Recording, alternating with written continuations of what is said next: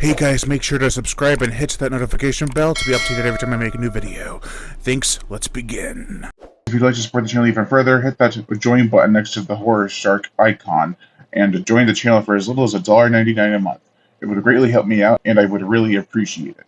You can get perks, so definitely check it out and let's get started. It was during a time where direct-to-video movies reigned supreme at video stores.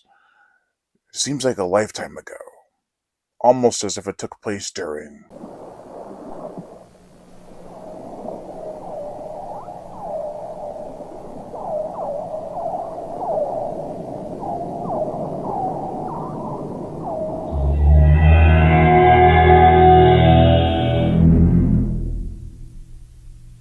$100 million BC.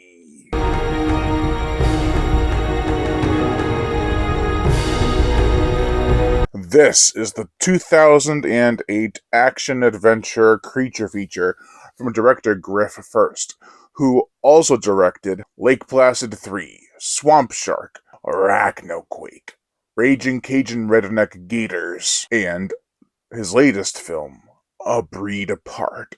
It is also a cash-in, or a mockbuster, of the 2008 theatrical release, 10,000 BC. Which obviously came out the same year. Also, this is a Patreon request, an old Patreon request from Michael Cole. And if you would like me to put up a Patreon again so that you guys can donate to it and then I can get out more videos of requests, I'd love to do that again. It just became a bit too much and I think now I'm in a better place. So if you want me to put up a Patreon again, let me know in the comment section below. The plot. It was a mistake. One that is hoped to be fixed. When a professor assembles a team to go on a daring mission, he had no idea how dangerous things would get. Now the team is stuck back in time with prehistoric dinosaurs, avian reptiles, as well as survivors of a previously failed mission. Can they make it back home, back to their time? Watch and find out. Honestly, the best parts of this film are the debriefing and the lead up to the inevitable going back in time segment. The lead up to the dinosaurs is great. It's just when you finally see the damn things. What the hell is that thing and how did it get here? Genus Theropoda from the Carcharodontosaur family, I think. The idea for this whole movie is sound enough. The pseudoscience is presented well by Michael Gross. A cool premise could help a film, but the execution is what can save it. Despite having some good actors and a fun concept, the film kind of falls flat. For the characters, we have Frank Reno, played by Michael Gross, who was, Bert in all the Tremors movies and the original TV show. Not that there's a new TV show, I mean, they were supposed to have one, but, well, that was just a proof of concept, my ass. Anyways, he is a man who spent decades trying to fix his mistake. That being sending a group through a portal. They were sent way back in time, which was actually planned because they didn't want to have any paradoxes where they would mess with their futures. I mean, and it also leads to some clever ways on how they can communicate with the present. Cave writing. Electrocarbon analysis dates these paintings at between 64 and 76 billion BCE. Frank also sent his brother back in time, and I kept on forgetting that Eric was supposed to be his brother. I don't think they ever actually make it perfectly clear, but they do have the same last name. Eric Reno, played by Christopher Atkins, from Beaks, Shakma! 13th Child, The Legend of the Jersey Devil, and Caved in Prehistoric Terror, which is another movie I will be reviewing soon, is amongst the handful that have been able to survive and thrive in the deadly domain. All around are prehistoric predators that should be past their prime, but this is their time. He tries to keep everyone safe and has a couple of cool moments.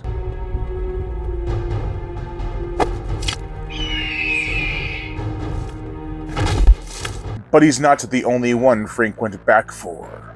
Ruth, played by Marie Westbrook from Titanic 2. She and Frank had feelings for each other. Now it's Frank's life mission to not only rescue Eric and the whole entire team, but Ruth. She has some badass moments as well.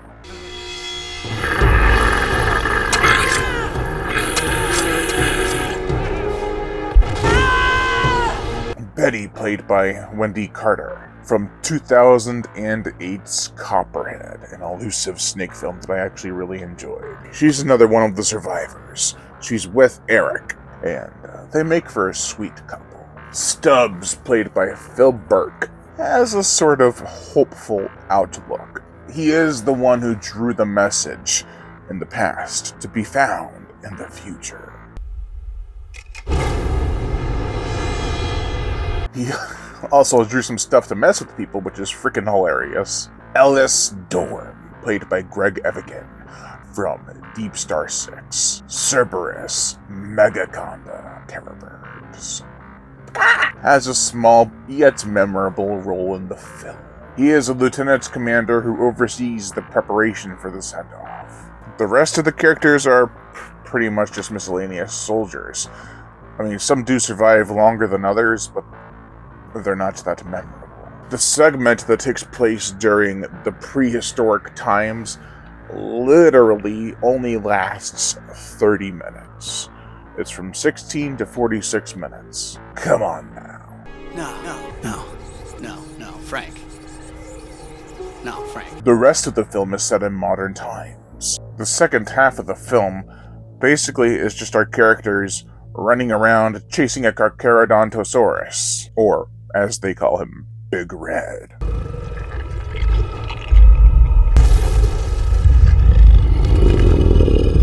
They chase him around the city for 40 damn minutes. Still, it's got some entertainment to it. I do like that they acknowledge time is different between past and present, and it's hinted at earlier when a clock is different from someone's wristwatch in the room that they're in. It's like a little detail that they're being subtle about. That clock is incorrect. I mean, our characters head out and return 36 hours later or so, yet it's only been a few minutes in the present. The pacing is surprisingly quick given how little actually happens. I think the acting helps that. It's certainly not the effects or carnage. For the gore, the effects, a guy is spit on by an acidic plant.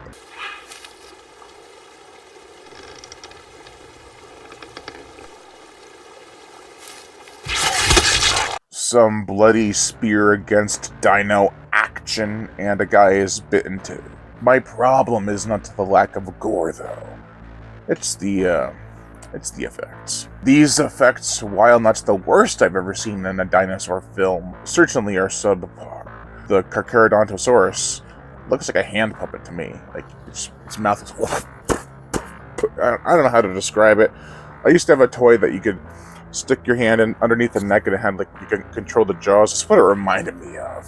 The CGI is distractingly bad, and the practical effects are so poorly edited around that you cannot take the time to even closely appreciate them. At all.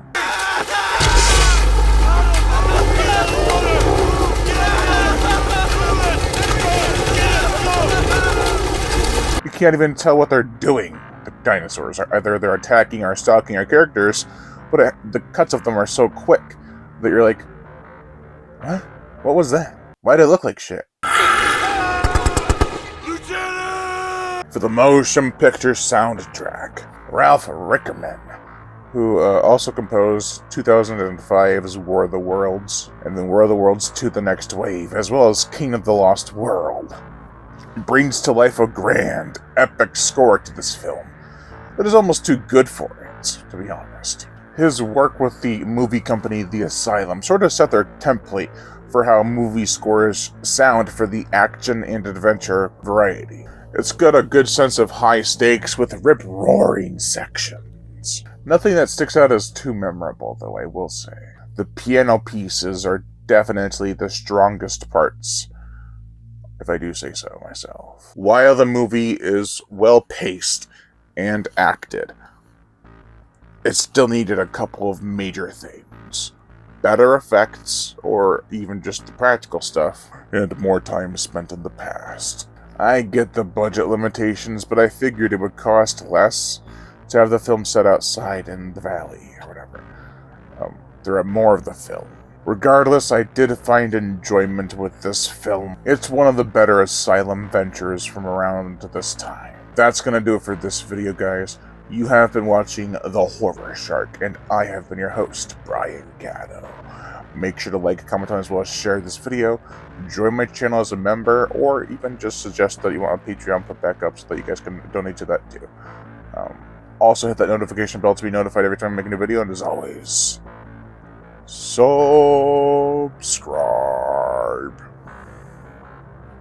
What the hell's that? Just messing around.